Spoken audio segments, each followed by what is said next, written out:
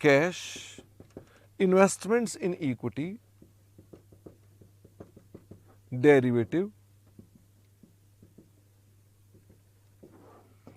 हम इनकी जब अकाउंटिंग करना चाहें तो ये दो प्रकार के हो सकते हैं, या तो ये शॉर्ट टर्म के हो सकते हैं या ये लॉन्ग टर्म के हो सकते हैं। तो हम जब बोलते हैं कि शॉर्ट टर्म के हो सकते हैं कि लॉन्ग टर्म के हो सकते हैं, तो यानी कि ये हमारे पास रियलाइजेबल किसके अंदर होंगे, विद इन 12 मंथ, और ये किस में रियलाइजेबल होंगे, बियॉन्ड 12 मंथ। इस पर हमारे पास एक भी क्वेश्चन नहीं है, बट हमने इसके ऊपर एक कल क्वेश्चन ड्राफ्ट करके किया था। हमने आपको इसके अंदर 3 मेथड्स बताए थे। ये हो सकता है अमोर्टाइज्ड कॉस्ट मेथड पर हो, ये हो सकता है एफबीटी ओसीआई पर हो, ये हो सकता है एफबीटीपीएल पर हो, ये तीनों पर हो सकता है। ऑफ कोर्स जब लॉन्ग टर्म वाला भी आएगा तो लॉन्ग टर्म वाला भी या तो अमोर्टाइज्ड कॉस्ट पर होगा, या एफबीटी ओसीआई पर होगा, या ये एफबीटीपीएल पर होगा। इनमें से कोई चीज हो सकती है। जब हमने अमोर्टाइज्ड कॉस्ट के बारे में आपको बात कही थी तो मैंने इसके अंदर कुछ स्पेशल बात कही थी। एक मैंने स्पेशल बात ये कही थी कि अगर वो सेल डेटर की है, डेटर क्या अक्सर शॉर्ट टर्म वाले ही होते हैं हाँ, अक्सर शॉर्ट टर्म वाले ही होते हैं। तो मैंने आपसे कहा था इसकी एंट्री क्या होती है, इसकी एंट्री होती है FA account debit to bank था कि पता नहीं क्या था, एफए अकाउंट डेबिट टू क्या था, एफए अकाउंट डेबिट टू क्या था, चलो छोड़ो ये सेल था। और हम इसको कितने रुपए पर रिकॉर्ड करते हैं, ट्रांजैक्शन प्राइस। ट्रांजैक्शन प्राइस के लिए कौन सा इंड हमारी मदद करता है, ट्रांजैक्शन प्राइस के लिए इंड 115 हमारी मदद करता है। इसका मतलब इसको तो मैंने कह दिया कि इसके बारे में मैं ज्यादा चर्चा नहीं करना चाहता, क्योंकि मेरे लिए ये 115 हमें बताएगा ट्रांजैक्शन प्राइस क्या है, एंट्री मुझे बताने की आवश्यकता नहीं है। हम फाइनेंशियल एसेट्स को अपने पास रिकॉग्नाइज जो करते थे, तो रिकॉग्नाइज तभी करते थे when we become party to its, जब हम उसके पार्टी बन जाते हैं। और मैंने आपसे यह भी कहा था, मतलब इट बिकम्स लीगल राइट्स, कि आपके पास लीगल राइट है उसकी रिकवरी करने का। ये भी मैंने बात बीच में कही थी। फिर बाकी इसके अलावा क्लासिफिकेशन भी कही थी। क्लासिफिकेशन के ऊपर मुझे नहीं लगता कोई ज्यादा मुद्दा है, वो ऑलरेडी हम बहुत बार डिस्कस कर चुके हैं। वापिस आ जाओ, तो मैं बीच में वो चर्चा रह गई थी, मैंने इसलिए वो कर दी। तो मैंने कहा हमारे पास एक तो ये स्पेशल सिचुएशन डिस्कस की थी। मैंने कहा बाकी इसके अलावा अमोर्टाइज्ड कॉस्ट को हम जब रिकॉर्ड करते हैं तो हम क्या करते हैं, FA account debit to bank. तो हमारा अमाउंट क्या होता है, the amount is amount paid, उस एसेट के लिए जो पे किया है। क्या पेमेंट जो करते हैं एसेट के लिए फॉर एफए, उसके अलावा भी कोई पेमेंट होती है, क्या उसके अलावा भी कोई पेमेंट होती है? The answer is yes, that is called transaction cost. हम ट्रांजैक्शन कॉस्ट को भी इसमें एडजस्ट कर देंगे। कभी कभी ट्रांजैक्शन कॉस्ट उल्टी पड़ जाती है, आई मीन टू से हमारे पास रिकवरी हो जाती है उसे, जैसे कि प्रोसेसिंग फीस, उसे माइनस कर दिया जाता है। मैंने अभी इसके बारे में चर्चा नहीं कर रखी है। ओके, क्या मैं इसको बाद में ही डिस्कस कर दूं तो चलेगा? तो मैंने कहा इसके बारे में मैंने नोट्स में लिखवा दिया, बट चर्चा मैं बाद में ही करूंगा किसी एग्जाम्पल के साथ। मैंने कहा जी आप सबसे पहले तो इसको इस पर रिकॉर्ड करेंगे, चाहे ये ओसीआई हो तो भी क्या यही कॉन्सेप्ट है? अगर ओसीआई भी होगा तो आप एंट्री तब भी यही डालेंगे अपने पास। द आंसर इज यस, धन्यवाद। हम तब भी एंट्री यही डालेंगे। अब सवाल ये उठता है कि मेरे पास यहां पर क्या आईआरआर की आवश्यकता है? Do we need IRR? मैंने कहा नो आईआरआर नीडेड, क्योंकि ये शॉर्ट टर्म है, हमें कोई आईआरआर की कोई आवश्यकता नहीं है। I don't need any kind of IRR in this kind of situations. जब एफबीटीपीएल था तो मैंने आपके साथ एक बात करी थी, मैंने कहा साहब हम एंट्री डालेंगे FA account debit to bank, और ये अमाउंट होगा अमाउंट पेड फॉर एफए। लेकिन मजे की बात तो यह है कि ट्रांजैक्शन कॉस्ट को हम अपने पास अलग से रिकॉर्ड करेंगे। हम ट्रांजैक्शन कॉस्ट को अलग रिकॉर्ड करेंगे और ट्रांजैक्शन कॉस्ट को हम लेटर ऑन इसे राइट ऑफ कर देंगे। कहां राइट ऑफ कर देंगे? राइट ऑफ करेंगे इन P&L। हम उसको ईयर एंड पर इसको P&L से राइट ऑफ कर देंगे, क्योंकि वो मेरे लिए सबसे इंपॉर्टेंट एंट्री नहीं होगी। तो हम जनरलाइज बाद में नहीं करते हैं ट्रांजैक्शन कॉस्ट को P&L में डालने की, पहले दिन उसको अलग करके हम अलग कर देते हैं। मैंने आपसे कहा था हमारे पास ये एंट्रीज हैं फिर मैं आपको लेकर आया था ईयर एंड पर। जब मैं ईयर एंड पर लेकर आया था तो मैंने आपसे ईयर एंड पर क्या बोला था कि यहां पर fair value is not relevant in the case of amortised costs. Fair value is not relevant, हमको उससे कोई फर्क ही नहीं पड़ता फेयर वैल्यू से, ठीक है ना।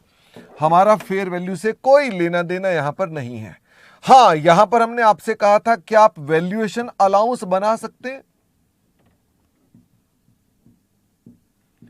अगर आपको लगता है तो we can make the valuation allowance, आप उसको तैयार कर सकते हैं।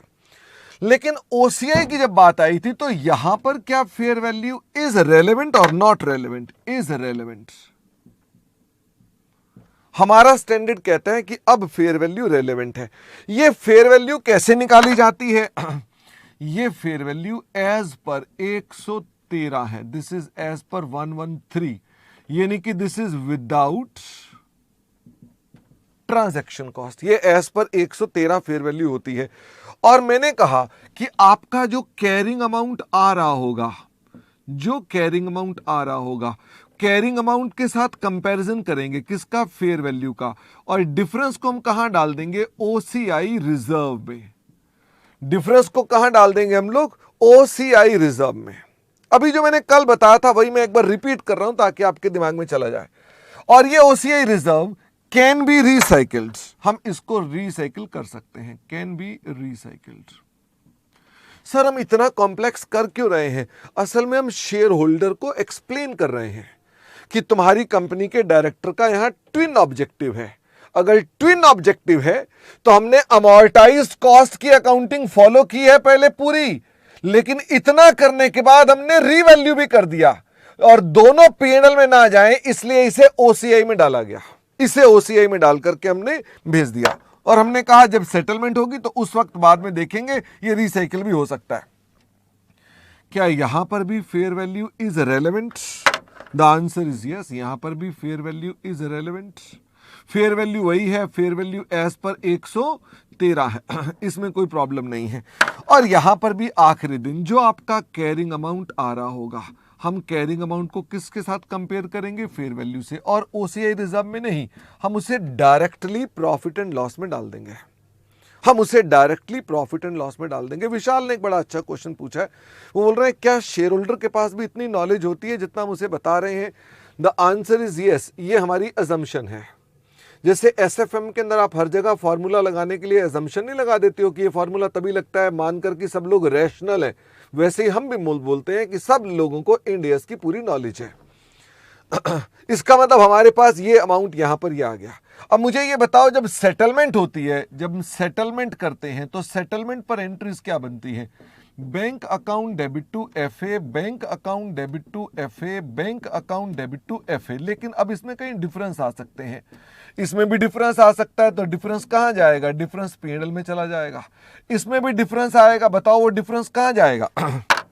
अगर इसमें डिफरेंस आ जाए तो बताओ कहां भेजेंगे? भाई पहले तो ओसीआई रिजर्व में डालेंगे, पहले फ्रिज में भेजेंगे और फिर ओसीआई रिजर्व से लेटर ऑन क्या करेंगे? ओसीआई रिजर्व को रिसाइकिल करेंगे, हम उसे उठा करके रिसाइकिल भी करेंगे। और इस केस में क्या करेंगे? मैंने एंट्री को थोड़ा ठीक नहीं लिखा, bank account debit to FA. और अगर इसमें डिफरेंस आ जाए तो डिफरेंस कहां पर चला जाएगा? डिफरेंस प्रॉफिट एंड लॉस में। इसमें कुछ आपको करना ही नहीं है, यानी कि इसमें प्रॉफिट एंड लॉस में तरोताजा चीजें चली जाती हैं। यानी ये हमारे पास बेसिक पॉइंट्स थे। मैं ये चाहता हूं, क्योंकि मुझे लॉन्ग टर्म पर ज्यादा फोकस करना है, इसका मतलब ये जितनी चीजें करी हैं ये डिट्टो सब यहां सेम है। इसमें एक एडिशनल पॉइंट है, आई वांट कि मैं इसके ऊपर प्रैक्टिस कराऊं, क्योंकि इस पर कोई क्वेश्चन भी नहीं है हमारे पास और इसके ऊपर हमारा इंस्टीट्यूट के क्वेश्चंस भी हैं और अल्टीमेटली लॉन्ग टर्म में ये, और ये सारा काम यहां पर भी आएगा, 100% आएगा। इसका मतलब मैं इसको यहां पर भी कवर करने वाला हूं। इसके अलावा मैंने आपके साथ एक बात और भी बताई हुई है। वो बात कौन सी बताई हुई थी, जरा उस बारे में भी समझ ले। मैंने ये कहा था कि जो यहां पर फेयर वैल्यू निकलती है, जो ये फेयर वैल्यू निकलती है, this is the fair value. ये फेयर वैल्यू को क्या बोलते हैं? Based on transaction price. इसकी तुलना की जाती है।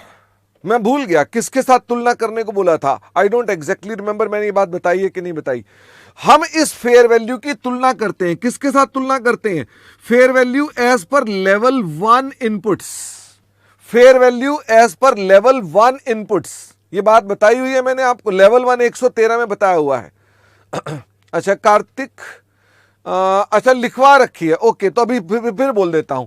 मैंने कहा अगर इसमें कोई डिफरेंस आएगा तो आप इनिशियल रिकॉग्निशन पर भी प्रॉफिट एंड लॉस में राइट ऑफ कर देंगे, अगर आपके पास इनकी फेयर वैल्यूज में कोई डिफरेंस है तो। एनीवे ये मैंने कराया हुआ नहीं है, तो इसको मैं भी और ज्यादा डिटेल में बात नहीं करना चाहता। मैं आपको इसका प्रिंट आउट तो ले लिया, आपको लिखने का टाइम नहीं दूंगा आज।